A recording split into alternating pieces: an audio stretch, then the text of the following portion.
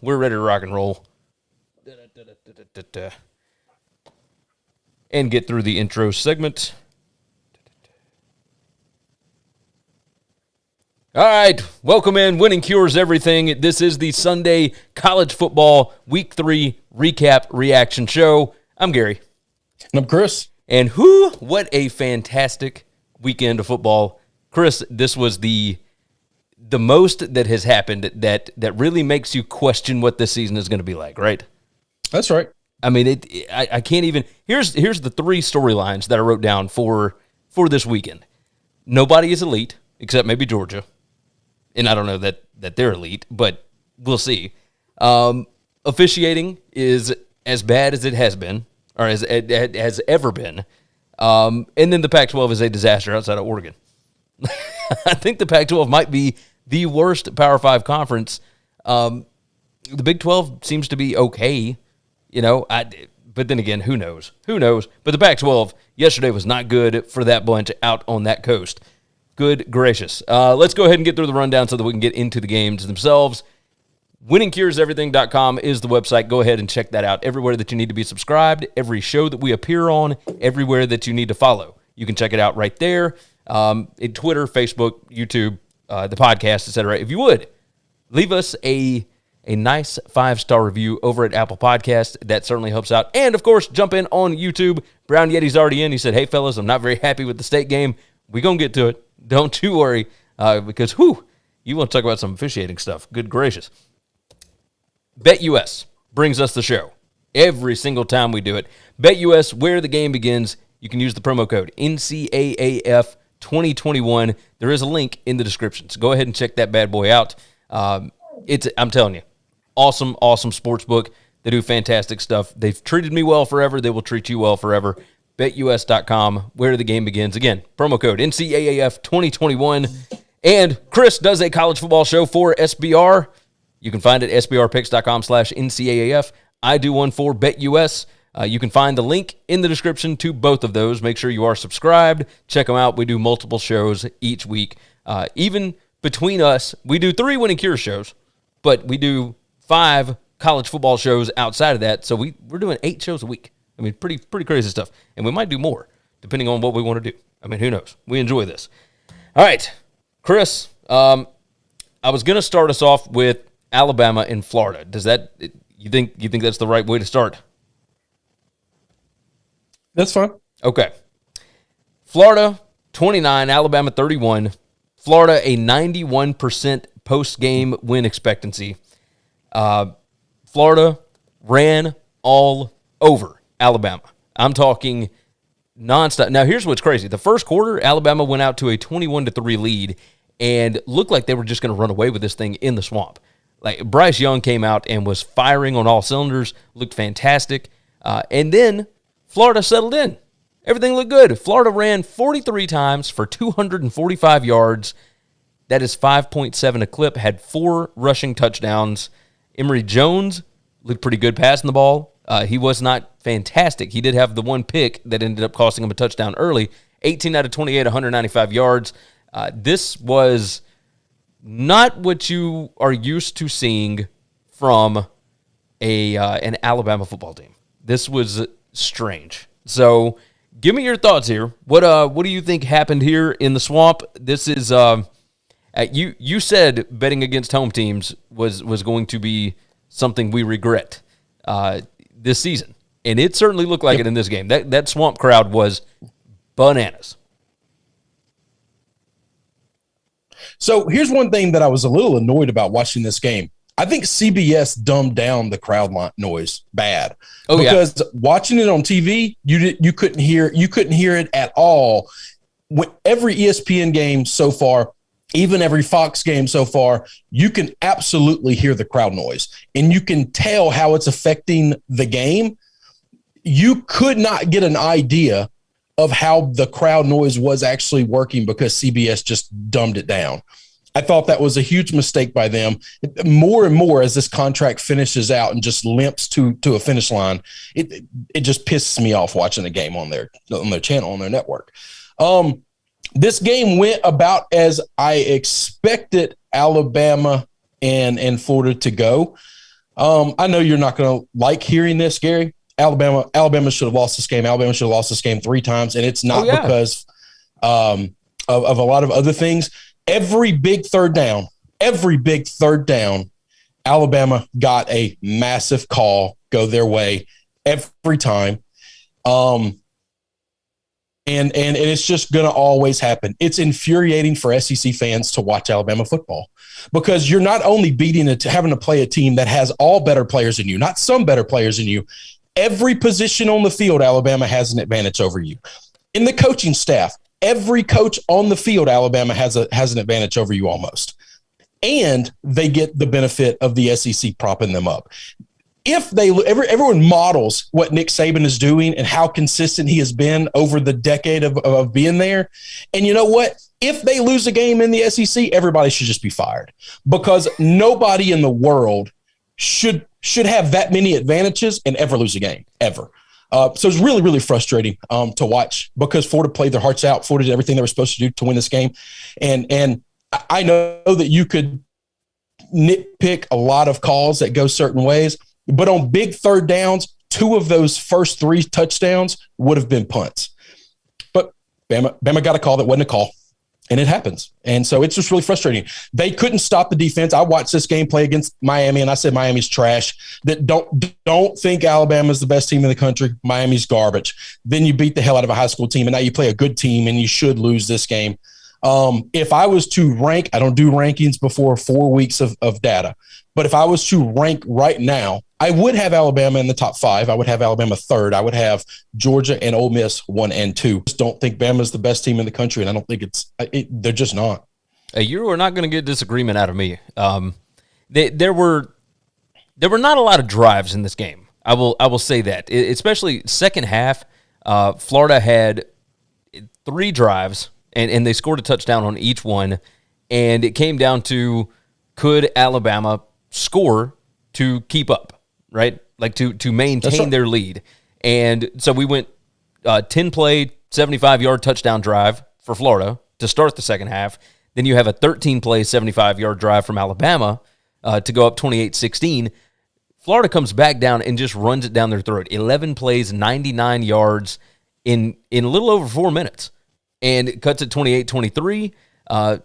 Alabama goes down, scores a field goal, had a call go against them at the goal line, a false start, had a call go against them at the goal line, a false start, whatever. But that was a 14-play, 64-yard drive that took 6 minutes and bumped it up to 8, right? So the missed extra point is the huge play here. Killer. Just absolute killer. The interception in the first half, or in the first quarter, absolutely killed Emory Jones as well. Because that handed them 7 points. That was a 38-yard field at that point. That's right. So then Alabama is forced to punt late, 4 seconds left or whatever. Florida had 1 shot to throw a Hail Mary, and Emory Jones didn't even get it off. Yeah. That's even a Hail Mary situation because they were 75. Like, you can't throw the ball 80 yards. Like, yeah. No, it's impossible. That's not a Hail Mary. You need to be at the 50-yard line to be a Hail Mary. So Alabama's offensive line cannot run block. They're not great at pass blocking. Their defensive line cannot stop the run. The secondary is questionable. They had some good plays, but I will tell you this. We're not going to talk about Ole Miss Tulane, but Lane Kiffin is going to hang a 50-burger in Tuscaloosa. And it is... He's got 2 weeks to prepare. Yes. And I think you're right. Oh, he is absolutely coming in there, guns blazing, and they are going to be able to put up so many points. Arch Manning is visiting Tuscaloosa that weekend. Yeah, that's not good for Alabama. No, it's not. No, it's not. You should have had him come visit when LSU comes in, or a bad football team comes in. Yes, Mississippi State. You don't bring him in for Ole Miss. Ole Miss is on fire right now, but we won't get into that. Let's move on to the next big game of the weekend, and that would be Penn State 28, Auburn 20. And again, officiating snafus just kind of all over the place, missed pass interference calls, and some of them were questionable and whatnot. The referees making Penn State punt on third down was insane, absurd. I mean, how does that even happen? We have replay, and replay's not being used. It's like we're back in the damn Stone Ages. But this is worse than the Stone Age, it feels like. Like, I don't remember this stuff happening way back when. Like, you and I are old enough to have sat through when there was no instant replay and all that kind of stuff, right? I remember feeling robbed after games, but also I don't feel like some of them were as egregious as this stuff. I feel like there's so much pressure on these games sometimes that maybe some of these guys just put their foot down for no reason. Like it's an ego thing almost. But I can't figure it out. It's like everything else in the world, Gary. Go out into the public, go out into the ethos and tell me where people are doing a good job. Okay? Like go to a restaurant, go to a store and see if you get service. See if anybody gives a shit about you as a customer at all. We are the customers, and the people who run this stuff aren't any good at their job either. They just have a different job than the person, waiting tables or trying to go. I just don't think there's enough people in the world that want to do these jobs. So the guys that do the jobs don't give a shit because they know they're untouchable. You can't fire me. You can't do anything to me because you don't have anybody to replace me with because nobody wants this shitty job. Yes, you are not incorrect. So Penn State looked awesome. The crowd was amazing. ABC, so we just talked about CBS not pumping in that crowd noise. Yes. ABC put it all out there. It was all crowd noise. But hang on, they've done that since the beginning of the season. Yes, there's a reason. If Fox does it too, they're so great to watch games on, and CBS just turned the volume down to where you couldn't even. I literally was thinking, is this crowd asleep the whole time? It was rainy. It was all that kind of stuff. But no, they were fired up. If you go check out Ross Dellinger's Twitter. You wouldn't know it by watching it. Yeah, no, you go check out some of these other Twitter accounts and the videos that they posted from them singing Won't Back Down, the Tom Petty song between the third and fourth quarter. Like, it is unbelievable atmosphere in Gainesville. This was on top of that, though. I think the Penn State whiteout all the time is a fantastic spectacle. And, yeah, this was bananas to watch. The intro, getting the team onto the field was insane. 100,000 people all wearing white. I mean, it was unreal. Sean Clifford was the story of the game to me because he has been a question mark for this team for as long as I can remember at this point. It feels like he's been there forever, and I know he hasn't, but in this game, 28 out of 32, 280 yards, 2 touchdowns. He had 1 pick, and he ran the ball 6 times for 16 yards. Like, Mike Yursich is doing a fantastic job with him at quarterback. Their offense looks good right now. Like, it looks really good. How did you feel about it? Yeah, I thought they were really well coached. I thought they played really well. I'm with you. Sean Clifford looks better than I was expecting him to look when he came into the season. What he does best is he protects the football. And that's the biggest thing. The guy just has not turned the football over. He doesn't make mistakes. That team is good enough to where if you don't make mistakes, there's nobody you won't be in the game with. And nobody's good enough in the country to blow you out if you don't give them extra possessions, if you don't turn the football over. And I think he's the right guy for that. And when he needs to make a big play, he's come up with some big plays. And I think that's massive. When you have that kind of a suffocating defense that they play, those are 2 things that's all you need out of your quarterback is to not screw the game up. And when you need a big play, to come in big. He's done both of those. He's done both of those really well. I want to talk about Auburn for a minute. We didn't know anything about this Auburn team because they beat the hell out of the deaf, blind, and dumb for the first 2 weeks. And it's one of those situations where I really didn't know were they going to be good or was Penn State going to steamroll them. Yeah. I had a feeling I think this Auburn team is much better than I thought before the season started. They have an identity. They just have an identity. Dude, I know you shit all over this Brian Harson's hire. Man, I think he's the right guy. Hang on. You and I have watched 3 years of Bo Nix not be good at football at all. And Bo Nix looks like a capable, competent quarterback. I don't know that this is a knock on Gus Malzahn outside of Bo Nix doesn't run a Gus Malzahn system. And Malzahn wasn't able to adapt his system, so he brought in someone else to try to coach him, and that said person could not coach him either. Brian Harsin seems to be pretty damn good at Auburn. I think Auburn's a hell of a lot better than we thought they were before the season started. They're going to be in contention for the West as well. Oh, I think so as well. 40 carries, 182 yards. Them having to play them having to play Georgia in the East as a crossover is the hardest thing in the world this year, because Ole Miss looks unbelievable. Alabama's still unbelievable. And then you got to play Georgia. Those are 3 conference games that Auburn, if they win 1 out of 3, is a miracle. And, I do tend to agree. Their lines look fantastic.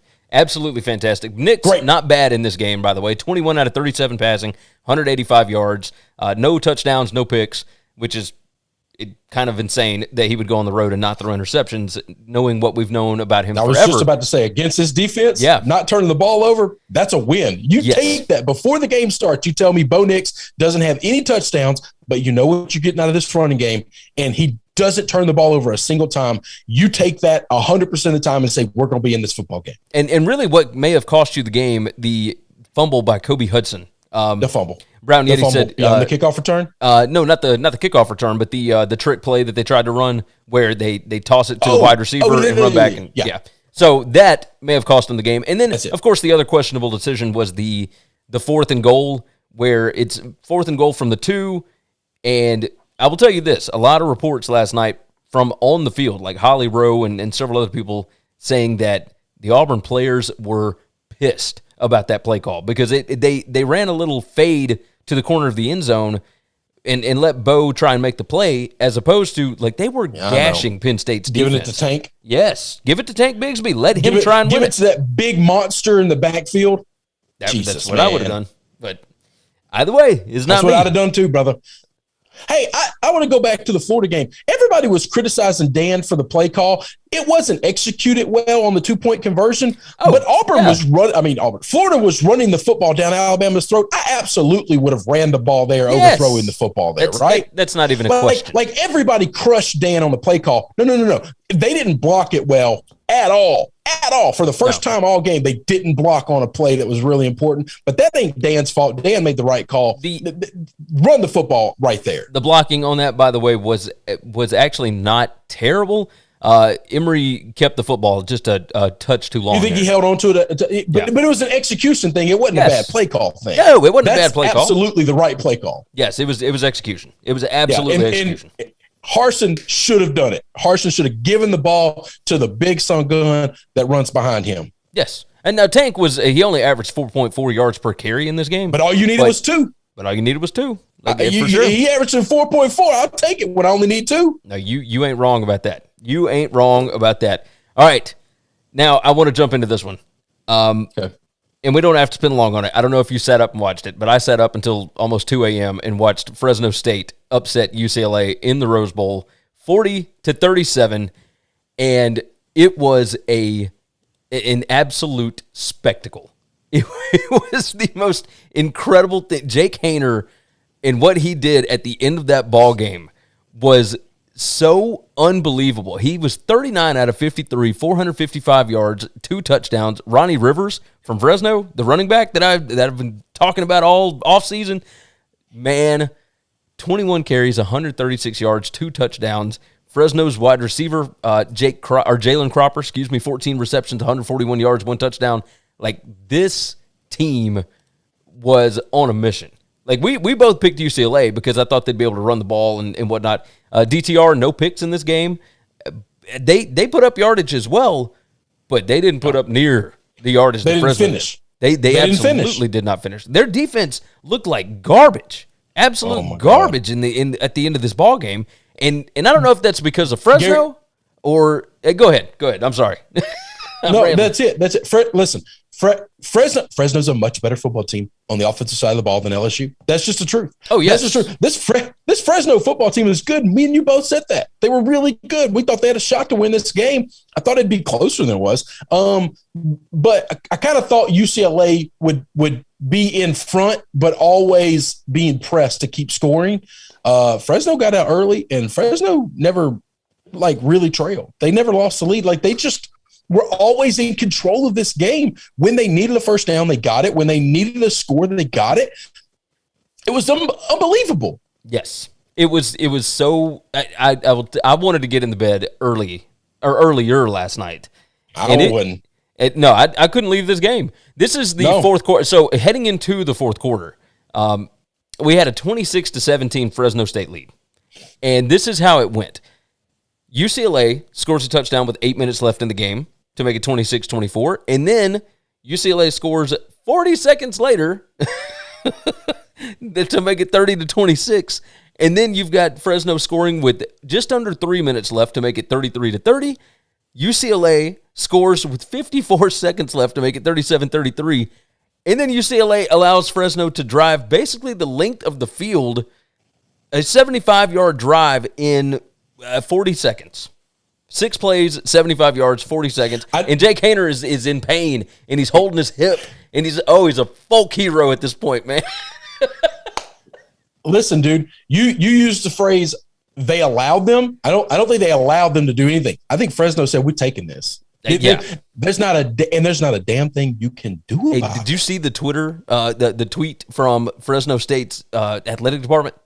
No, I didn't stay. As soon as this game was over, I crawled my ass in bed. They had a picture of like the Hollywood sign, but with everything gone except the L. And it said, thanks, Los Angeles, like LOSS Angeles. I mean, just fantastic social media stuff. They are trolling like crazy. Yeah. Hey, Casey jumped in on the on the chat. Twatter. He said, "Blah, worst week ever. 42%. I did have BYU and Utah State. Yeah. And then Virginia gave that game away. No, they got beat by 3 touchdowns. That is not giving it away. That is North Carolina saying that's it. We taking this. All right. Yeah, right. Oklahoma and Nebraska. And we didn't expect this to be a ball game, and yet here we are discussing it because I think I was way, way wrong, and I owe everybody a public apology because Oklahoma is straight garbage. This is ridiculous. I don't think the national championship game. They're not gonna make it to the Big 12 title game. Who in the Big 12 is going to beat them?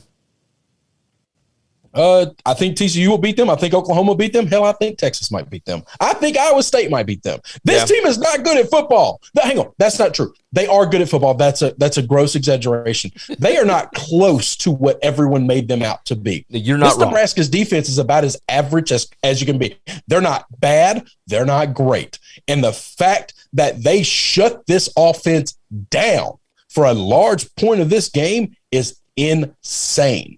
This defense absolutely is not good. I think everybody is going to score on them. I don't think you're wrong. I don't think that Spencer Rattler is the best quarterback on this team. Now, I joked about this in the offseason multiple times, but I think Caleb Williams is the better quarterback. Now, he has not gotten the opportunity yet, but I don't think it's far from happening. Now, Spencer did not turn the ball over, nothing crazy, but he was 24 out of 34, 214 yards, 1 touchdown. It was serviceable. They had 194 yards rushing. Like, Lincoln finally figured out, oh, wait, we're not as efficient when we pass the ball. Maybe we need to run with some of these backs that we got stockpiled here. That's the smart way. Imagine that. Illinois, not a good football team, ran the ball down this Nebraska's throat like it wasn't nothing. Why the hell isn't everybody else doing that? Why are you throw the ball at all? Just run the ball the entire game and you score 40. Here's what we had. Eric Gray, 15 carries for 84 yards, average 5.6. Kennedy Brooks, 14 carries, 75 yards, 5.4 yards per carry, and a touchdown. Spencer Rattler, 6 carries for 35 yards, 5.8, for an average of 5.5 per carry on 35 carries. They had almost 200 yards rushing. Everybody can run the ball on this defense. Yes. Why was this game close? Because of coaching. Yes. I think there is something going on in Oklahoma big time. They missed a field goal. Now, both teams missed a field goal. Nebraska actually missed 2 of them. Nebraska's kicking game is terrible. Terrible. If their kicking game had been on point, they win this ball game, right? Not to just do the math. Win the ball game, but it looks substantially different. At some point in time, it was 7-3, and it would have been they had 8 points missed on kicking. Okay. Yeah. That's a big difference in the first half. Yeah. Yeah. I don't understand how it got to this point. Like I don't because Nebraska's not good. They're just not. They make so many mistakes. Do we think there's any world where the game is catching up to Lincoln? And Lincoln first got on scene, and he was this dynamo of an offensive play caller and a head coach, and he brought excitement and he brought freshness, and now he's been coaching for 4 years, and everybody kind of knows what he does, and nobody's afraid of him. Lincoln, when he was really coming on the scene, when he was making the playoff, when he was doing all that, he was taking in quarterbacks that were transferring in, and so he didn't have to fully develop them, right? They already had their fundamentals down. Anybody. He's never developed anyone. He just took somebody. He helped out Jalen Hurts quite a bit, and I think he helped out Kyler Murray. Right. Because Kyler Murray wasn't great when he was at Texas A&M, but then he comes in and he fits the offense to what the quarterback is best at, right? So I'm going to give him props on that.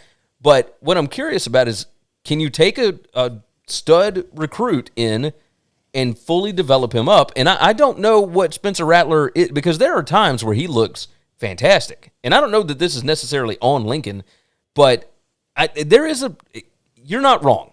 I think there's a possibility that people have caught on to what Lincoln Riley is doing, and they have figured out tendencies in this offense that they can slow down. Like, there are moments in every game where they get stopped, and you just never used to see it, right? Let me tell you this. Against Iowa State and TCU, this offense will not run the ball the way they ran the ball against Nebraska at all. And both of those offenses, I think, are better than Nebraska's. They better buckle the damn chin strap, and they better come with a different game plan than they've come so far 3 games in. Yes. Because at some point in time, there are 2 teams that I think are better coached than they are, and are just built to play different kinds of football. And if you can't play it, you're gonna get run out of the gym. You're just gonna get run off the field. Yes. Successful plays. I mean, Oklahoma had 62% success rate in this game, which is fantastic. Like, the numbers always somehow end up looking good somehow. But think about this, Gary. This is a bad football team that they played. It should have been a better number than that. Yes. I mean, their offensive EPA in this game was 20.57. Nebraska's was 4.54, and yet it was a touchdown game. Like, yes. I don't get it. It doesn't make sense to me. Nebraska's offense was one man, Adrian Martinez. Yes. And you can't shut down a one-dimensional football team? What do you do when you play these other teams that can score multiple different ways? You got me. This is the enigma that I can't understand. You have better talent than all of these other teams, and it's not.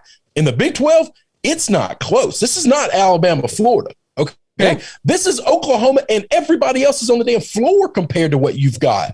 Yes. I don't understand it. I never will. Nobody's got a top 25 recruiting class outside of Texas. Nobody. And you're a top 5 recruiting class. How are we in the same game? I wish that I knew. These teams want to come to the SEC. Them in Texas want to come to the SEC. You struggle to beat Nebraska? You'll get your ass knocked off when you get over here. Now, I will say this before we move on to the next topic. I do want to give Nebraska credit, because as bad as they looked in week 1, they still have mistakes. They still have this and that. Right. But for 3 straight games now, they have looked like a competent football team. I do think this is Nebraska's Super Bowl. Oh, yes. I do believe that this was Scott. I think Scott Frost knew, if I won this game, no matter what happens the rest of the year, I don't get fired. Yeah. You're not wrong. You are not wrong about that. So, it was an interesting game. We'll say that. Let's move on. Let's talk about Cincinnati and Indiana, and 38-24. Cincinnati gets this W. Michael Penix. He ain't right. Something is way wrong. 2 touchdowns, 3 picks, but he was 17 out of 40 for 224 yards. His QBR was not good. If you watch the BetUS show, my point on this, why I did not bet on Cincinnati, was I need to see Indiana's defensive line against Cincinnati's offensive line, and early on, because I said if they can make Desmond Ridder uncomfortable, because he's not been uncomfortable in forever. If they can make him uncomfortable, even with an early kick and whatnot, then Indiana's got a shot in this game, because I think that their offensive line can help them run the ball, and they did. Indiana's rushing attack, 37 carries, 152 yards, 4.1 per carry. But here's the deal. In the first half, the majority of the first half, they were averaging like 6 yards a clip. That's right. And since he got it fixed in the second half, cheers to him. They were down 14-10 at the half and came out in the second half and blew the doors off Indiana. Absolutely took advantage of every miscue, everything, forced Penix into some really bad decisions, and found a way to win this ballgame. I mean, the numbers are not great as far as offense goes at all. Jerome Ford, 20 carries, 66 yards, only 3.3 per carry. Desmond Ridder, 10 carries, 45 yards. He threw the ball 20 out of 36, 210 yards, 1 touchdown, 1 pick. Penix is not, Casey jumps in on the chat. He said, Penix definitely ain't healthy. He's a top 5 college quarterback when healthy, but Ridder and Sauce are my dogs, and since he's going undefeated, baby. Since he may go undefeated, they might. But that Notre Dame game looks a lot more questionable now because when Cincy was just running off like 42-7 games, it made you think of them differently. When they were getting dominated early in this game, it kind of made me question that, right? I don't know what the perception is at this point. Go ahead. So my breakdown of this game was I believed both these teams mirrored one another more than any matchup that we were going to see this weekend. Okay, I think both of these football coaches are built identically. I think they play the exact same style. I think they want to get you with, aggressive pass rush, aggressive defense on the front seven. They want to suffocate you in the back, and they want to run the football. What I found weird and why I think Cincinnati struggled was instead of trying to develop the run game early, they came out trying to throw the football early, and Ridder struggled. And he looked like he wasn't right. And instead of saying, okay, let's try to establish the run and see if we can get a little confidence going in the offense and a little bit of, relieve a little bit of this pressure from the defense, because the defense was just all over Ridder's ass. They just kept forcing it, thinking we got to get Ridder in a rhythm. And I think they wasted a quarter and a half of football doing that. And then finally, the back end of the first quarter, the first half, the second quarter, they finally said, the hell with it. We have to try to run the football. And they were able to get a couple of first downs, and they were able to run the ball, and they were able to open some things up. And that made Ridder more comfortable. I just think they made the mistake of trying to start the game with passing, and it just kind of fell on them because Indiana's defense is no joke. I think that's the best defense they're going to play all year. Sorry, Notre Dame. I think Indiana's defense is better than them. Yeah. Their defensive line is no joke, man. No joke. No. Penix was bad the second half of this game. Penix was great the first half of the game. This is a tale of, I'm trying to figure out, is Penix not right, or did Cincinnati say, we've got this figured out now? We know what he's doing. We know what they're going to try. We got a first half of football. Now we're going to make adjustments, and we're just going to not let him run, and we're going to make him stay in the pocket. We're going to make him throw, and when he throws, we're going to beat him, because that's what happened. They stopped being able to run the football completely in the second half, and that's how Cincinnati took over and was able to dominate the entire second half. They got dominated the first half. They absolutely got dominated. Post-game win expectancy, by the way, post-game win percentage, Cincinnati with the stats in the game, Cincinnati would have won the game 57% of the time. And typically, you don't see a game that close being a 2-touchdown game. Like, normally you don't see that. That's right. That's right. Well, but it becomes a 2-touchdown game because of the turnovers, yes, right? Yes. Like if you don't get the turnovers, then the game is substantially closer than we all think it is. Yes. Oh, hey, by the way, on that Oklahoma game, going back to that, because Cruz jumped in and said, my Sooners not looking good. So far, he said we should have blown out Nebraska. Spencer Rattler is decent, not a Heisman candidate. And Casey said Rattler's overrated. He said that interception was awesome, though, for Oklahoma. Yeah, so Lincoln Riley did mention that he was thinking about contesting the interception, which I don't even know that you can do that in college. But the interception was really awesome. Did you see that at the very end of the game? The one-handed grab. That was everybody in the world has seen the interception. It was awesome. I thought it was an amazing play when I saw it live. It's Sunday morning. The play happened less than like 12 hours ago or 14 hours ago or whatever, and I've already seen it 1,900 times. It was This amazing. is the problem with college football. So few great plays happen. When a great play happens, you see it 19 million times, and it's now overplayed. Oh, yeah. Unbelievable catch. Unbelievable play by the guy. Just a great – And dumb play by the guy, if we want to be honest, because it was fourth down, and that's right. You would have gotten the ball 20 yards upfield. Like, that's right. So just knock it down. But I don't know. It's dumb play. It iced the game. The game was over. It doesn't matter if you get the ball in the 20, if you get the ball in the 40. The ball game's over at that point in time. Yeah. Hey, Larry Pilgrim jumped in and said, Cruz, I don't think any quarterback should be the front runner for Heisman right now. I don't know who would be the Heisman front runner. You better buckle your ass up because Matt Corral is coming. Oh no, okay. I can give you that. He hadn't done it against the big quarterbacks to be. I got three quarterbacks for my Heisman before the season started. Dylan Gabriel. Gabriel just broke his collarbone. So we'll talk about that in a minute. But yeah, Desmond Ridder had a pretty damn shaky game, so he might have lost his chance. He better have a hell of a finish. But Matt Corral, I still got that ticket, and I'm holding on to it with dear life. 2 weeks from now in Tuscaloosa, he's going to have a Heisman moment. He's going to win that damn game. He's going to shut those people up in Tuscaloosa, and that is going to send him to New York, and I'm going to cash that ticket. You may not be wrong. All right, next game up, Michigan State goes down to Coral Gables and destroys Miami, 38-17. You had the tweet of the game for this. Michigan State is built like an SEC football team. Yes, they are. 100%. The transfers that he brought in, Kenneth Walker III, is ridiculous. I mean, he's unbelievable. Unbelievable. At Wake Forest, he was okay. He was good. He wasn't even a starter at Wake Forest, and he hated the style of football that they ran. And so he's like, I'm transferring. I want to play in a pro style running back system. Yes, he in this game 27 carries, 172 yards, averaged 6.4, and that was a downgrade.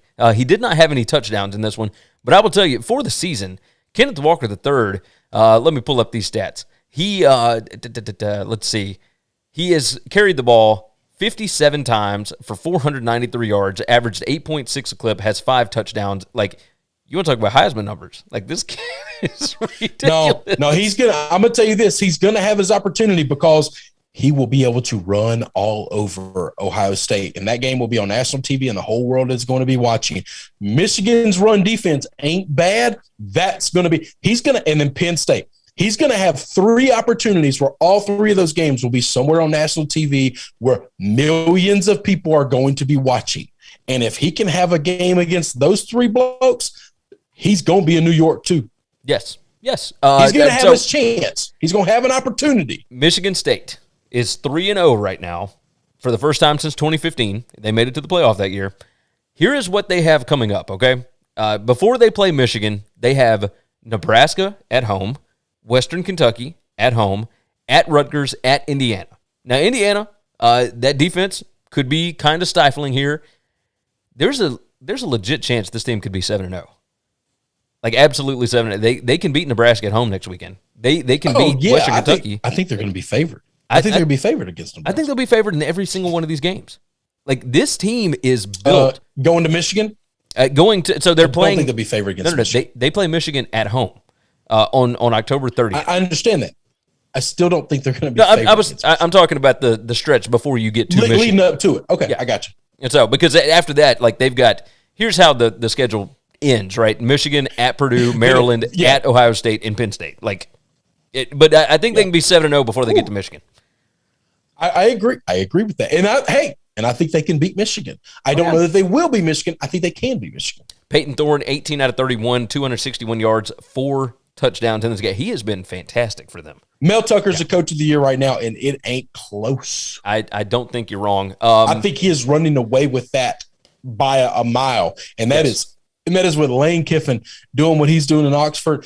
That is with some of these smaller school coaches just putting on damn shows and doing things that we didn't expect, like your San Diego States and your Fresnos.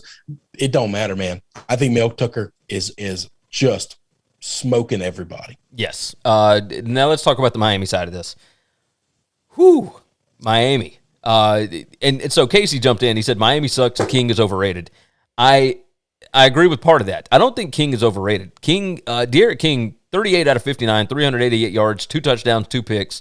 I still don't think he's fully healthy. And also, he cannot do this by himself.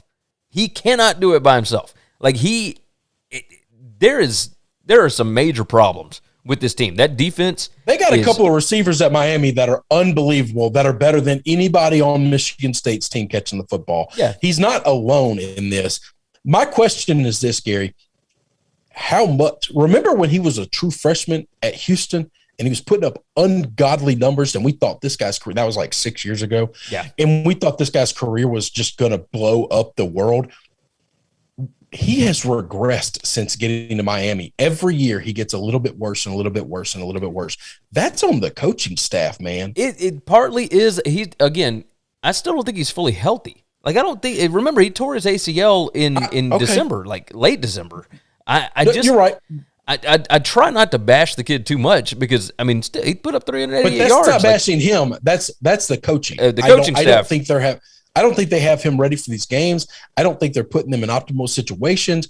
I just don't think they look prepared as a football team. There's no reason Michigan State should be coming down to Miami in the heat and the humidity the way a team from the Midwest should not be coming to that hot and humid of a climate and out execute you and have more conditioning than you do.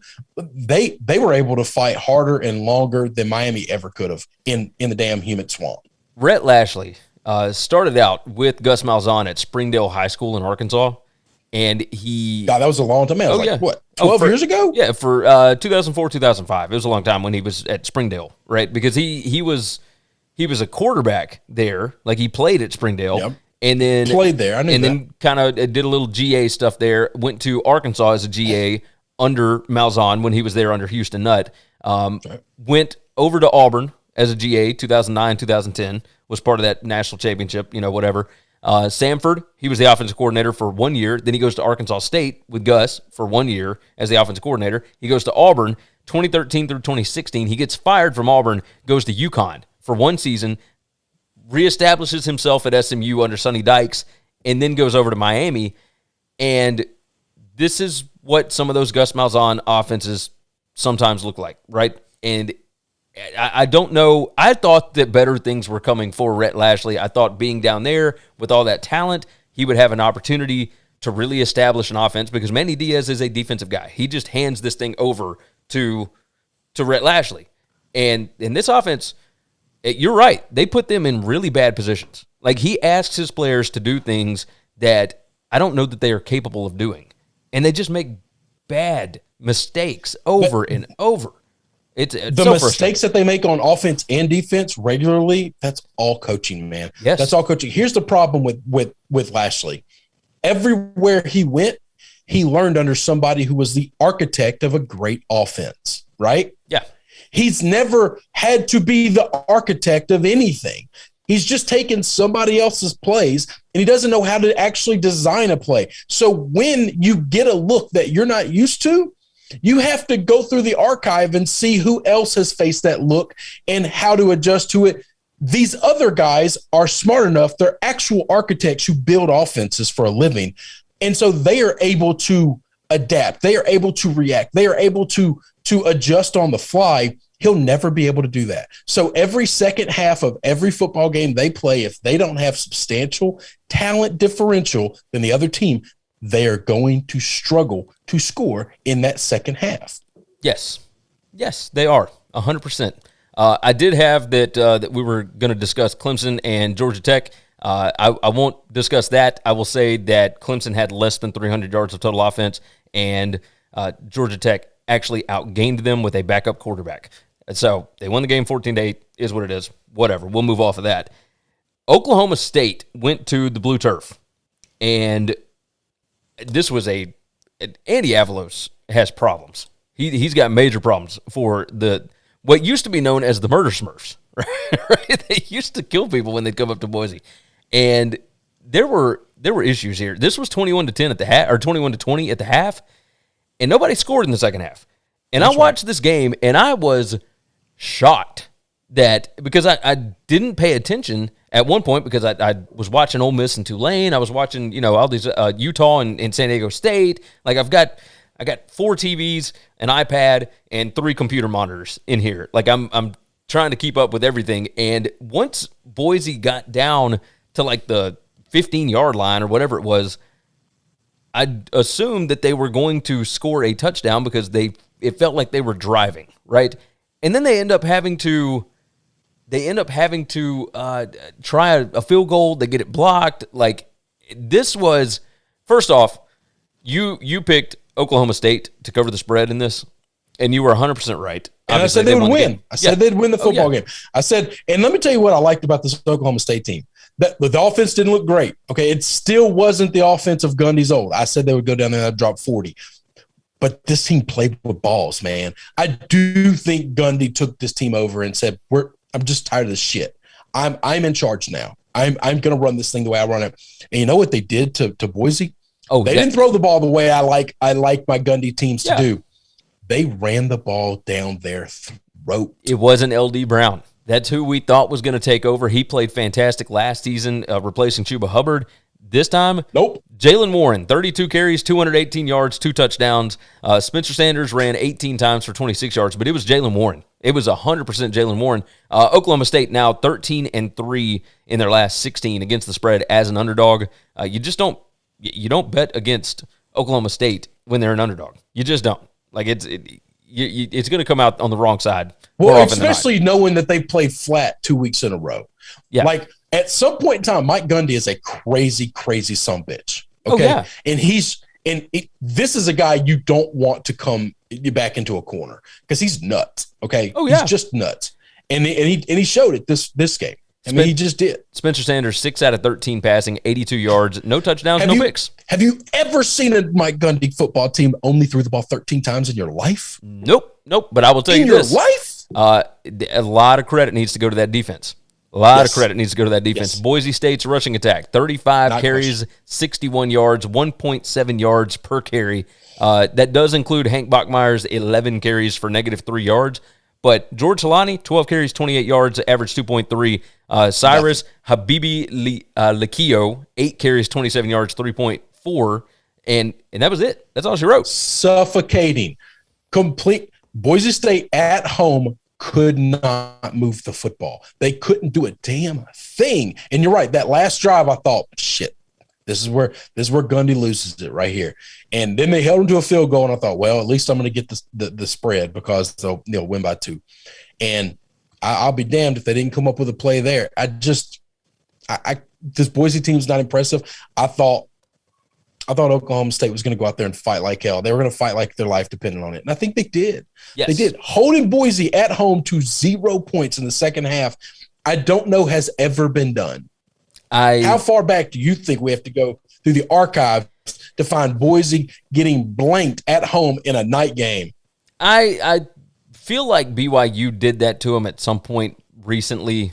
Really? Yeah, because they've kind of stomped them a couple of times here and there. BYU just kind of kicked the shit out of them. Yeah, fast. So I don't like. Yeah. I'll tell you this: it doesn't happen often. It doesn't happen. I don't know that it's never happened. I don't know that it happens very often at all. Like that team at home is different. There's Andy Avalos, the new Boise coach, has a lot of stuff to clean up. Hey, let me ask you this: okay. If Chris Peterson gets the itch to coach again, do you think he says, I really miss it down there in the prairie? Very possible. Very possible. I could see him taking back over Boise way before I see him going to Hollywood, right? Oh, 100%. There's no way he goes to USC. That man just doesn't want that, but he loved his time in Boise.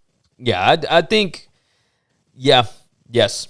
There's no way. I could fully see him taking back over Boise State if it gets to a spot where they're going 7-6 and stuff like that. No, I don't know that they have to get there. I think he just has to get that itch that he wants to go. You just call him up and say, "Hey, can you get Andy out of here?" If he called up in the middle of a game and said, "I think I'd like to come back," they'd be like, "How quick can you get here by the fourth quarter?" He'd be like, "This is embarrassing. I can't. I can't watch this." It could be a game they're winning by 3 scores, Gary. They could be winning the game by 3 scores, and if Peterson calls in the first quarter, and the answer is can you be here by the fourth? Yeah, I tend to agree. All right, so I want to bring up Memphis and Mississippi State. Let's move on to that one.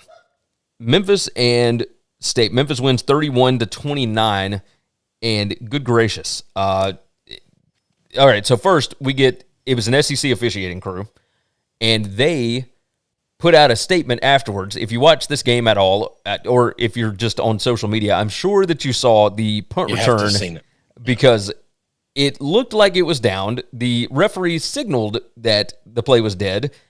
There was no whistle blown. He just signaled the play dead. Like he put his hand over his head and whatever, and they said it was an inadvertent signal, which is just ridiculous. But an inadvertent signal is a signal, though, right? Like an inadvertent whistle stops the play. Yes. I'm sorry I did it, but it still happened. You see all of the State players stop because the ref puts his hands over his head, and Calvin Austin, the third, comes up, grabs this ball, and runs it 95 yards. Like it was downed. It looked, the guy had the ball, placed it down, had his knees on the ground, and then stands up. And even if it wasn't really downed, as soon as the official gives the call that's down, you can't, because what would have happened had a State player knocked that guy's ass off? That guy would have been ejected from the football game, and he would have been ejected from next week's game against LSU. So the post-game win expectancy here was Memphis 73%, right? Which is, and I know some people don't like these stats, but still. Hey, and by the way, anybody that wants to keep jumping in the chat, absolutely. Larry Pilgrim jumped in, said, love Chris's take on Architect. Casey said he had Oklahoma State in that game, and Larry wants to talk about Utah here in a minute, and we will.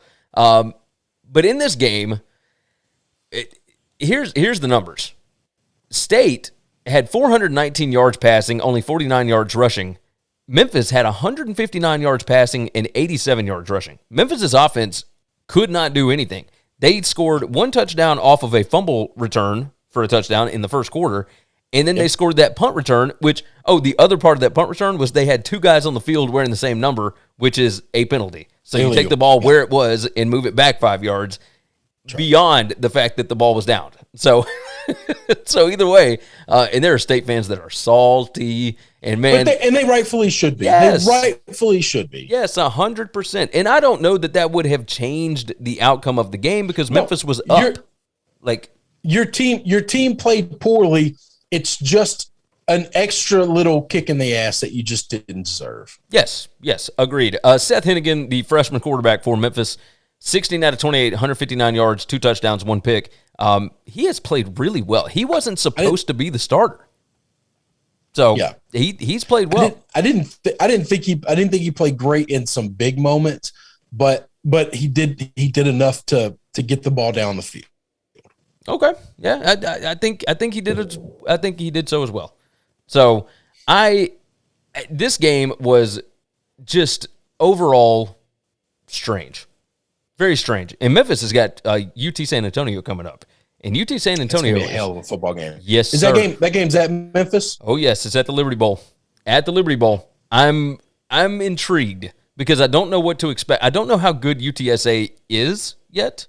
I think they're pretty good. I think they're really good. I'm just curious. They haven't faced an offense like this yet. Matt Miller jumps in. Arkansas is going to beat A&M this week.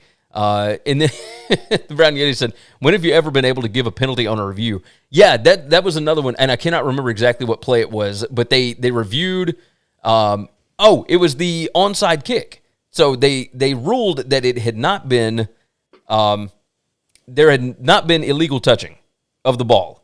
However, they said that, and State had scored and needed to, get the onside kick to come back down the field, whatever.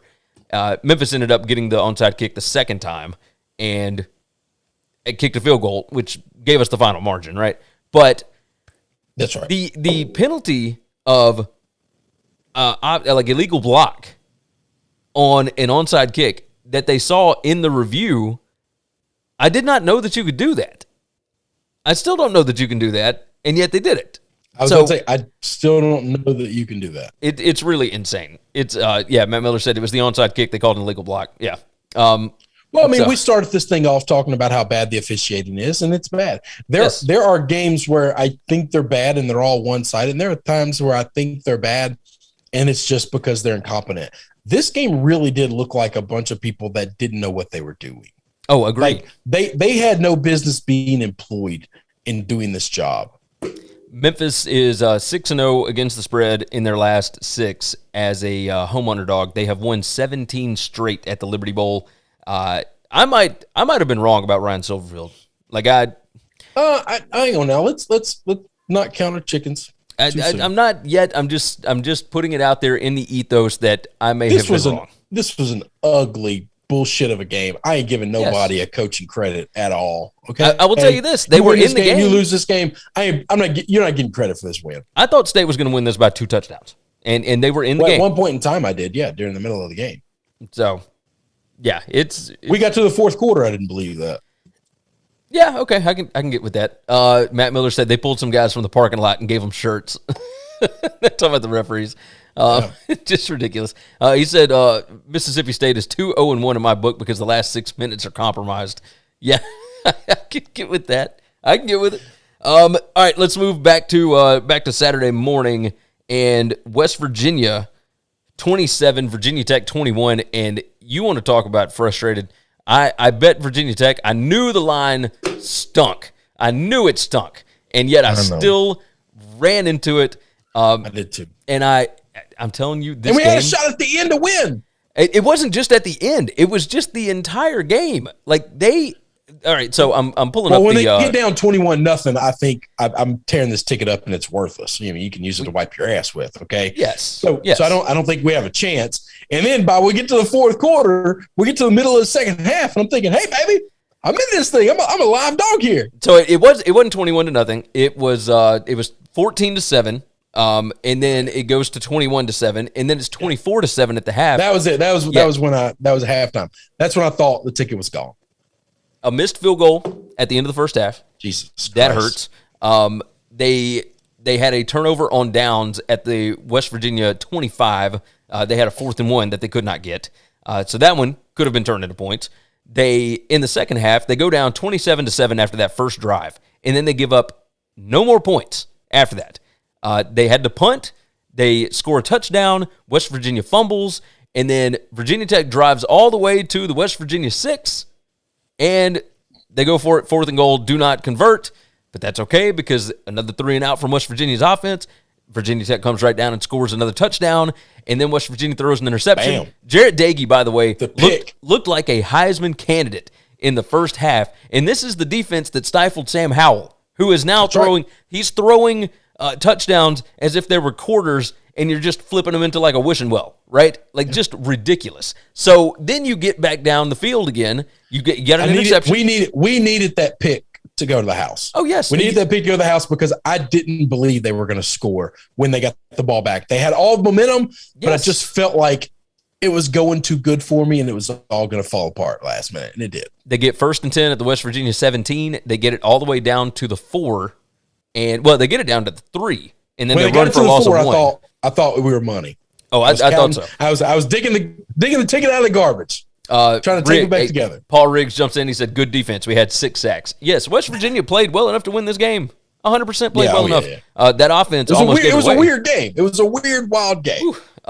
Matt Miller said the Big 12 is going to be interesting because there's one really bad team and no great team right now. Hey, you're talking about college football, brother. There are no great teams. I think Georgia might be really, really good.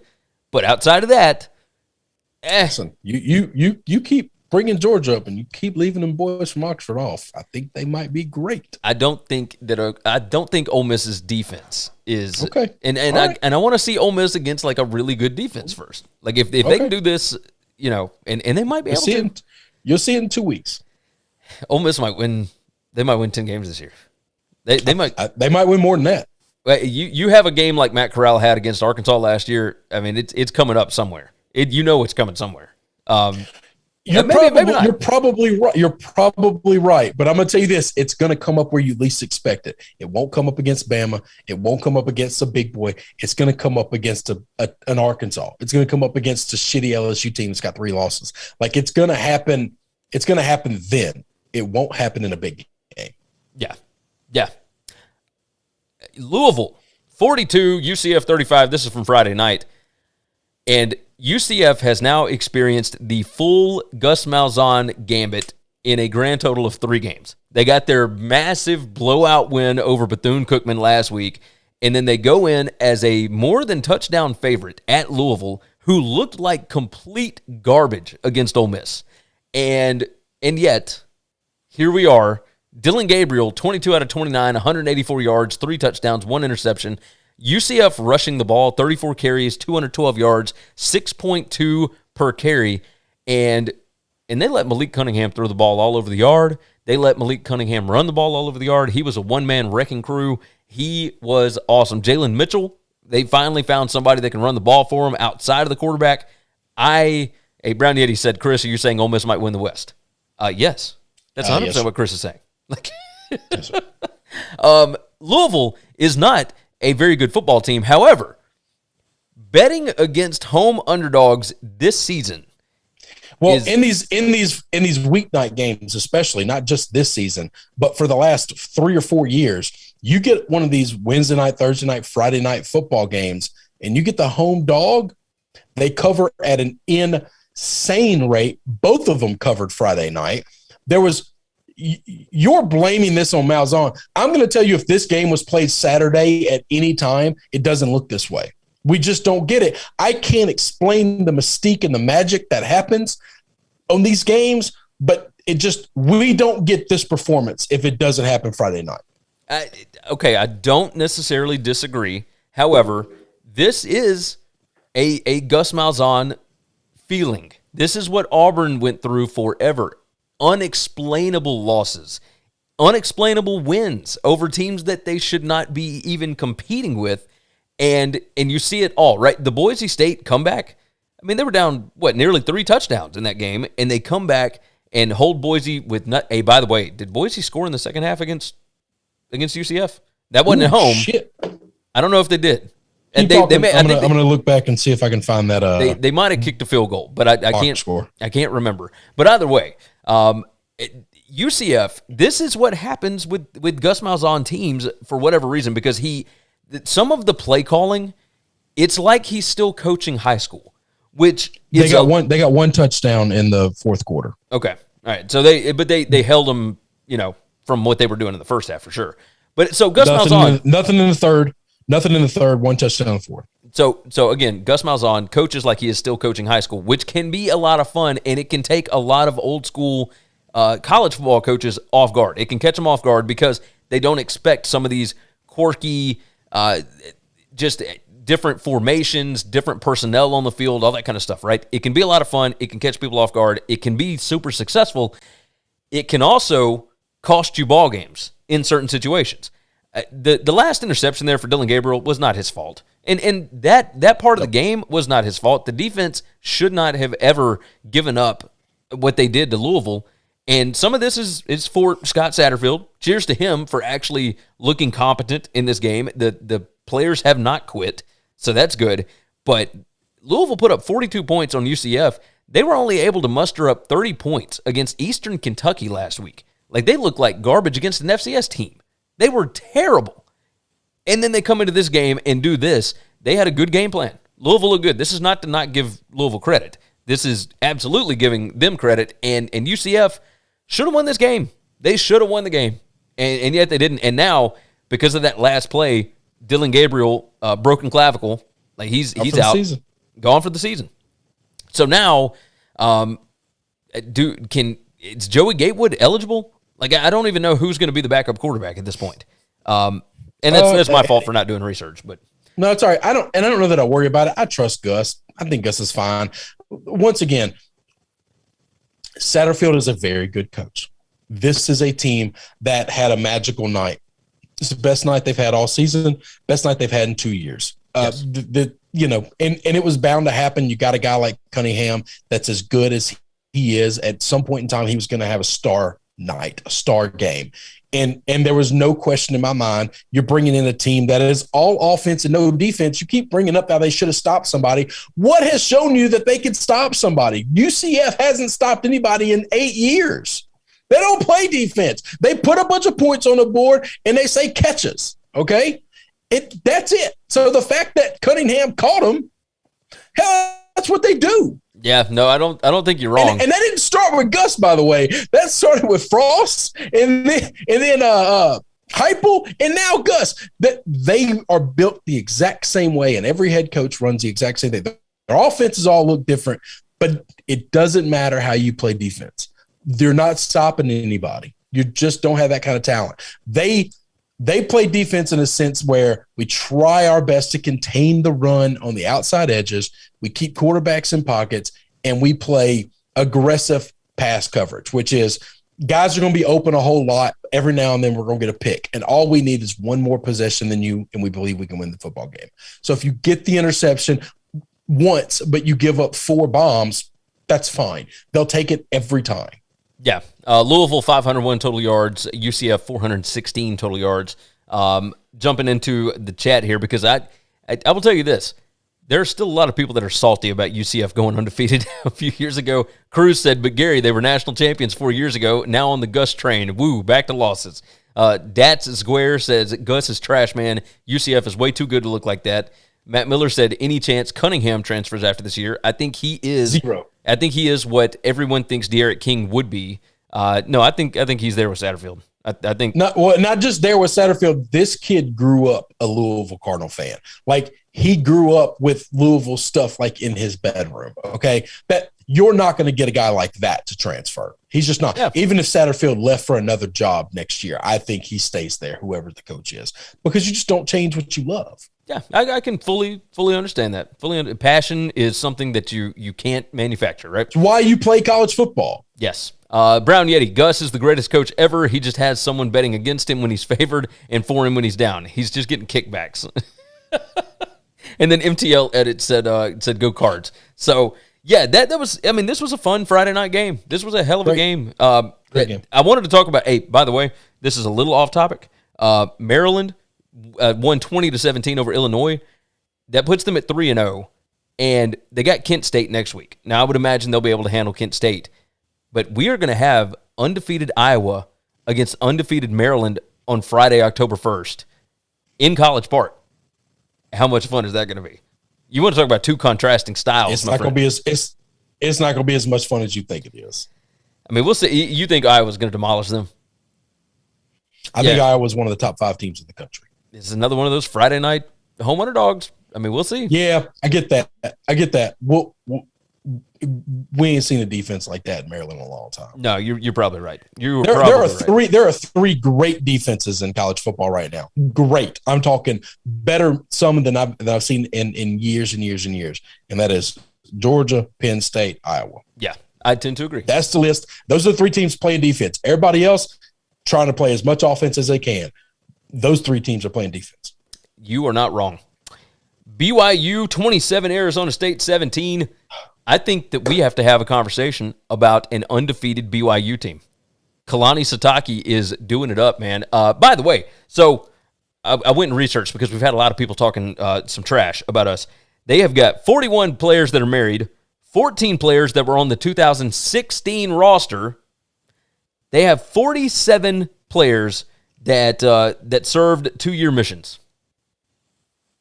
I don't think I'm wrong. Hang on. So you and I are different here. Okay. We got criticism that we have the same old shtick about them being old and they're not old. You care about being right. I don't care if we're right or not. I do care about being original. If it's a bad shtick, if it's an old shtick, I got to come up with something new. Okay, I don't disagree with that. So irrelevant about the fact of being right, I don't care if I'm right. If the shtick has gotten old, if I'm going to the well one too often for the same joke, that's on me. I got to be more creative. Here's the reason why I looked it up is because we were told that they have the same average age as every other college. I understand. I'm okay with other people being wrong, but the concept that I'm okay with because we keep making the same jokes. I'm okay with that. I'm all right with that. So BYU gets a massive win over Arizona State, and I don't know that this was wholly unexpected because, you know, BYU looked great against Utah last week. Arizona State has not looked good to this point in the season against the weak competition that they've already played. Casey said, I had BYU money line, but I had them with Virginia money line rigged. Of course, we're getting back into the raid conversation. But yes, Arizona State, like Jaden Daniels, 21 out of 29, 265 yards, 2 picks. He did not do well, like 10 carries, 8 yards. That BYU offensive line and defensive line are something to be reckoned with, my friend. They are unbelievable. Jaron Hall, again, like amazing plays. Tyler Algier, I'm hoping that I'm saying that right, but the interception return that he came back and Mortal Kombat drop kick, backward punch to knock the ball out was the most incredible thing that I have seen in forever, because he ran down that kid, ran him down, and then jumped from behind him fast enough to be able to reach around and punch that ball out. This team is fun. They are ridiculously good. And if you look at the schedule, they've already beaten Utah and Arizona State. Now they got UCF, Utah State, Boise State, Baylor, Washington State, Virginia, Idaho State, Georgia Southern, and then at USC to close out. They could legitimately go 12-0 this year. That's right. That's right. Hang on. Wait a minute.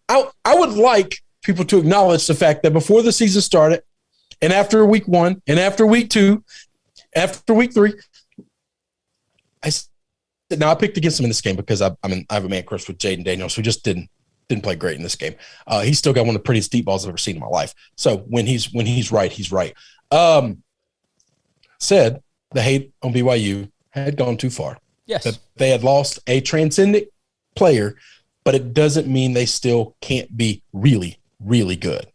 And they are still really, really good. Yes. Yes, they are. You were right. You were 100. When you started this season, you said, whoa, like this is still a well-coached team. This is still a good There were team. people that were picking this team to struggle to make a bowl game. They thought they would be around 6-6. And I just thought, what in the hell are we talking about? I was one of them because I thought, what are we talking about? Well, I thought, how do we get that? They lost one guy. Yeah, schedule's tough. Schedule's tough. Here's the deal. It's real tough. But so are they. I thought that Utah was going to be really, really good. I thought Arizona State was going to be really, because I thought both of those teams could win 10 games this year. Virginia, I thought would be pretty good. Baylor, Washington State. I thought one of them would be really good. Boise, and then you got USC at the end of the year. But now none of them look scary at all. At all. So let's see. Brown Yeti said they have a strong schedule. They have a stronger schedule than Clemson. BYU should get in over Clemson if they go 12-0, if we're talking about the playoff. Not close. Well, Clemson's not going 12-0. Clemson's going to lose at least one more game. I don't know where, but they losing at least one more game. But I think it was talking about BYU. Make it to the ACC title. If BYU goes 12-0, right? Okay. Yeah, but they should get in over Clemson. That's pending. They're both apples to apples. They're not going to be apples to apples. Clemson ain't making the playoffs this year. Yeah. I think you might be onto something.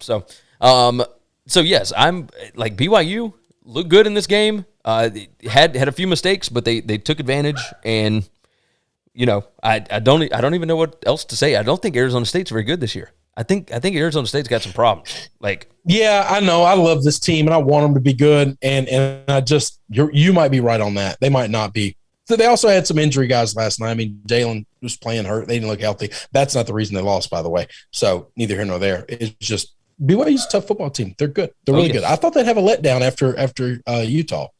They didn't. They played really well. Nope. No letdowns. No nothing. Casey asked how good is San Diego State. If you listen to your boys Friday, they're really good. This is actually the next one up. So let's dive into it. San Diego State 33, Utah 31 in overtime. First off, let's jump on the Utah side. Cam Rising needs to be the starter for this team. Like, the offense did not get going until he jumped into the game. I think we're good with that, right? I think everybody knows that, and I think that's going to happen. Yes. Correct? Yeah, I mean, he 19 out of 32, 153 yards, 3 touchdowns last night. Charlie Brewer could do nothing. 14 out of 26, 104 yards, and 1 pick. So, they could not run the football on San Diego State. 31 carries for 70 yards. Their lines ain't great. San Diego State, 45 carries, 204 yards rushing at 4.5 a clip with 2 touchdowns. And Lucas Johnson, the San Diego State quarterback, 10 out of 19 for 44 yards and 1 touchdown. They didn't have to throw the ball. They manhandled Utah. Like, this was absurd. Hang on. This is a defensive front that I thought was really good, and I just thought BYU was stronger and better and played with a little more passion and aggression.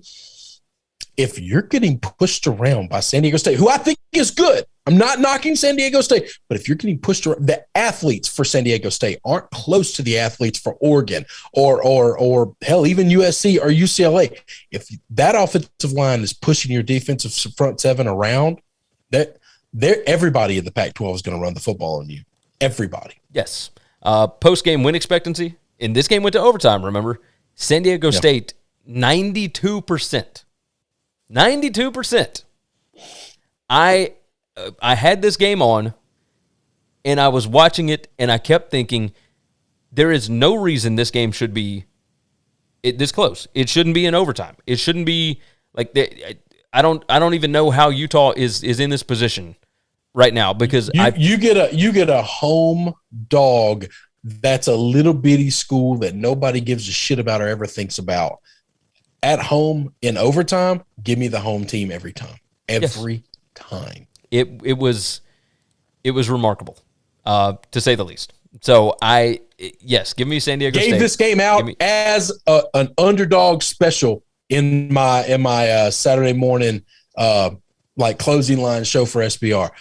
I didn't get but two of them right this week of all the ones I gave out, but I gave out Michigan State, and I thought it was going to be a perfect day because hell, the first one hit. And I gave out San Diego State. I hit the first one, hit the last one. Missed all the rest in between. Larry jumped in. He said he's very disappointed with the line on both sides. Yes, the offensive line cannot block. They should be. And the defensive line cannot get a stop. Who do you put this on? Okay? Because I know you're a fan of this team. I know you're a fan of this coaching staff. Who do you put this on for this front seven and this offensive line, the front five, to be this bad and getting pushed around 2 weeks in a row, bullied by teams that are smaller than them? I mean, it just goes right to the top. It's just Kyle Whittingham. Like he's a really good coach, right? Like he didn't just forget how to do this, right? Or do you think there's some is this a thing where I've been here too long and these just kids aren't listening to me anymore and it's just fresh time? You get fresh kids in all the time and whatnot. But I do wonder about, different teams have handled. He's been there like 20 years. He's the guy that replaced Urban. That's what I'm about to say. But I know that you get fresh kids every time. There's a reason no coach lasts more than 10 years at a school. Agreed. Because at some point in time, something needs to change, even though the kids keep coming in. I don't know what that is. But there's a reason no coach lasts more than 10 years. This team was a win over Oregon away from making the playoff just 2 years ago. Yeah. And they got demolished in that game. Well, I was about to say, and I think they would have gotten demolished in the playoffs. I think they had kind of a weird season. Good season, great season for them, but I think that was a little bit of a fraudulent team. When they played somebody good, they finally got their ass kicked. Yeah, Tyler Huntley now the backup for the Ravens? Is that right? I think so. So, and he was the quarterback for that team, and they had a good running attack. They had all kind of stuff going on. So, I don't know what is going on with Utah. Charlie Brewer, I don't put the blame on him because they figured out the quarterback position. Their defense can't get stops, and I've never seen that under Whittingham. I'm gonna need Brown ready to retract his statement. Oregon is looking at the Pac-12 and thinking the second team behind them is Stanford, and they aren't good. I don't know that I disagree with that.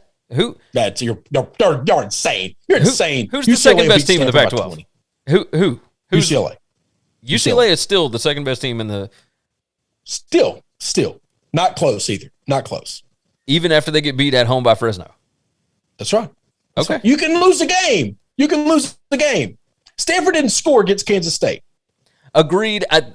I look at that differently. They had a different quarterback. I don't give a shit. Okay. We will continue. Not good at football. Hey, this is the wonderful thing about it. We're only in week 3. We get to watch how it plays out, right? Stanford's a bad football team. They beat up on whatever the hell happened at USC. And then they go into Nashville and they beat up maybe 125th out of 130 college football teams at Vanderbilt. And now we're going to claim them as the second best team in the Pac-12. Give me a goddamn break. Larry Pilgrim said the youth is showing for Utah this year.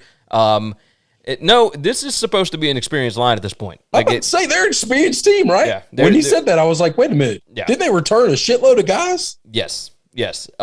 Casey said Fresno is really good. And then Casey talked Fresno's about really good. That loss is not going to look bad at the end of the year. No, I think you're right. Brian Eady said so. Fresno State is better than 10 Pac-12 teams. Yes, it's very possible. Okay, now that I'll give you. That is a true statement. I got 2 other games that I won't hit. Okay, very quickly. Let's roll. Utah State 49, Air Force 45, and this was another one of those fun. It's not Pac-12, but Mountain West after dark kind of. How fun is Mike Anderson to watch? Blake Anderson, football? yeah. Blake Anderson, shit, yeah. So, Air Force gave up 31 passes, 31 out of 50 for 448 yards, 5 touchdowns, 1 interception here.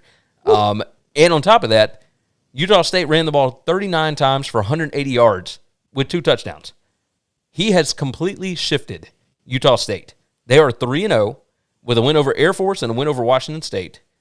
And I think they have a chance to be competitive in the Mountain West. I think they could win the Mountain West.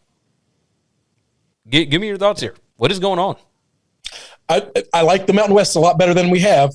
Okay. I just told you Fresno's really good. San Diego State's really good. I still think, holy crap. Who went out to Hawaii? My brain just went San Jose State. Dumb. Yeah. San Jose, really good. I think the Mountain, and then we're not going to sleep on Boise too much, okay? Boise got beat by a really frustrated and pissed off Oklahoma State team. Mountain West is fun. Mountain West is what the American was a couple years ago. They're a lot of fun.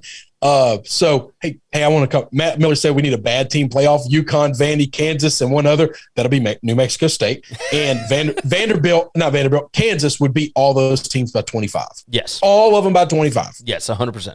Not close. But that's because Lance Leipold is the only coach in that bunch. You could combine those other 3 teams and put together your, I guess, all-star team from those 3 squads and all the best coaches from them. And Lance Leipold beats the shit out of all of them. So neither here nor there. What was I saying? Mountain West, they're awesome. Utah State, they're fun. I'm not chalking it up yet, though, man. Don't sleep on Fresno to win this thing. Don't sleep on San Diego State to win this thing. And Boise's they're still the big boy in the bunch. Until a Mountain West team beats them, it's hard to pick against Boise right now. And I hate chalk, so. Oh, yeah. Utah State, 628 yards of total offense. Air Force had 617 themselves. This was bananas. I was more impressed with Air Force than Utah State, actually, because I kind of thought Utah State might kick the shit out of them. Air Force scored a lot. Of course, this is the Blake Anderson football team where we score a lot of points and we don't play defense. And I love it. It makes so much fun football to watch. Yes, indeed. It was just back and forth the whole time. Like, it was unbelievable. Air Force got the ball back with 3 minutes and 54 seconds with a shot to go down and score the game-winning touchdown. And they fumbled at, the 25, I want to say? Somewhere, or no, the 38. No, it was like the 25. Either way, they fumbled the ball away at the end of the game, and Utah State comes away with a win. Casey said he had Utah State plus 9.5. Look, I got them later. I got them at 8.5. I guess on like Wednesday. They were catching points, and I thought this game should have been close to a pick 'em, and the line was a touchdown or over a touchdown. Overvalued because of the win over Navy. Criminal. Yeah, overvalued. Can I give you something criminal? Go ahead. Criminal, just absolute criminal. I just looked at the schedule for next weekend. That Boise-Utah State game is an 11 a.m. Central Time kickoff. That is a 9 a.m. local time kickoff. It's 11 a.m. Central. Oh, is it on Big Fox? It's on CBS. Oh, it's on. Well, I'm sure it's CBS Sports probably. Interesting. It's a CBS network. No, it might be CBS, real CBS, because it says CBS, not CBS-S. 11 a.m. That's criminal. Somebody needs to go to jail for that. That is a deal. You're gonna put that. This is Boise State right here pulling some bullshit. I mean, that's Boise State getting the Alabama treatment. We don't want to play this team that scores a whole lot of points at 6 o'clock at night. We want to play them at 9 a.m. in the morning. It's big time CBS. It's big boy CBS. Yeah, that's bullshit. That is some chicanery if I've ever seen it. That is Alabama bull. But it's at Utah State. Like That's going to be a fun game. Yeah. That's going to be a fun game. Casey said that worries me a little. That's absolute. That absolute pisses me off. Yeah. It pisses me off. That's I'll that tell you only this. helps Boise, right? That only helps Boise. I don't know. To play this game at 9 a.m. No, I don't One team is so. a big physical team, and the other team is a finesse team that is built with nothing but speed. Speed is harder to wake up than just pushing somebody around. Yeah, okay. I feel you. That's going to be interesting. That's going to be interesting. You don't wake up at 9 a.m. and run sprints, but you can wake up at 9 a.m. and knock out a bunch of push-ups. That's true. All right. Last game up. North Carolina 59. Now I'm mad, damn it. North Carolina 59, Virginia 39. Virginia, this game was drunk. This game was drunk as hell. Well, at halftime, hang on. Halftime, we had a hell of a ball game, and I was in this mother because I got Virginia plus the points, and I got Virginia on money line. And I was up by 3. Virginia's going tit for tat with them. It was way more scoring than I thought I was going to get. But we had a ball game in the second half. Sam Howell, what he did in the second half is illegal in like 38 states, okay? You just can't pull your junk out like that and show it to people. Oh, yeah. Oh, it's absolutely. He was a flasher. That's what he was doing. Brennan Armstrong, though, for Virginia, I will tell you this. There are people on that staff. No, there are people on that staff at Virginia that do not know who this kid is. They have no idea what is going. No, I'm saying like he came out of nowhere. He was not supposed to be this kind of kid. 39 out of 54, 554 yards, 4 touchdowns, 1 pick. He was unbelievable. Absolutely unbelievable. He's really special. Now, he's really good. Virginia running the ball. Is he the best quarterback that you've ever seen in Virginia? Because have we seen Virginia with a really good quarterback before? Yeah, what was the kid you they and had? Me. Maybe not our grandparents. What was the kid that they had that took him to the Orange Bowl a couple years ago? He wasn't like a great pure passer. I think they did that with defense and running the football. Yeah, it was mostly that. Yeah. That kid wasn't great. I think this might be the best quarterback we've ever seen in Virginia. Yeah, I think so. I think just pure quarterback, like he's fantastic. Casey said Virginia threw the game away, gave away 2 touchdowns early, still had to leave at the half. Yeah, because I had Virginia as well and missed, but that's what you're going to have. Sam Howell, look, 14 out of 21 for 307 yards, 5 touchdowns, 1 pick. He ran the ball 15 times for 112 yards. And Ty Chandler, like we talked about, they had to get their running game going, and they finally got the running game going. He almost put a 200 burger on them. 20 carries for 198 yards, average 9.9 a carry, 2 touchdowns. Unreal. He is this close to 10 yards a touch, Gary. Josh Downs, the wide receiver, 8 receptions, 203 yards, 2 touchdowns. They got their guys. I mean, just this offense. It took them about 3 weeks to figure this thing out, but they finally have this thing running like a damn machine. Yes, this Phil Longo offense is rolling, and the Jay Bateman defense. I mean, 22 carries, 24 yards, and only 1 touchdown for Virginia running the ball. Yeah. Like Bronco likes to run the ball. Well, not in this game. They threw the shit out of it. Oh yeah, I mean they had to. They were in this game. I don't think this was a coaching mismatch. I don't think there was mistakes. I think North Carolina's defense made a couple of big plays on 3rd down to get Virginia off the field in the second half, and every time they did, they capitalized. Yeah. No, 100%. Like I just think I don't think anybody made any big mistakes. I don't think the turnovers killed them. I don't think any bonehead things happened. I think North Carolina on a couple of big 3rd downs got big boy plays, and they capitalized every time they did it. Every drive in the second half for North Carolina, 5 plays, 74 yards, touchdown. 9 plays, 37 yards, touchdown. That was a short drive. That was the easy one right there. 8 plays, 75 yards, touchdown. 9 plays, 70 yards, touchdown. 8 plays, 65 yards, touchdown. Yeah. I mean, just ridiculous. Casey said, look for UNC to lose to a bad team soon. He said UNC is a joke and Virginia should be ashamed.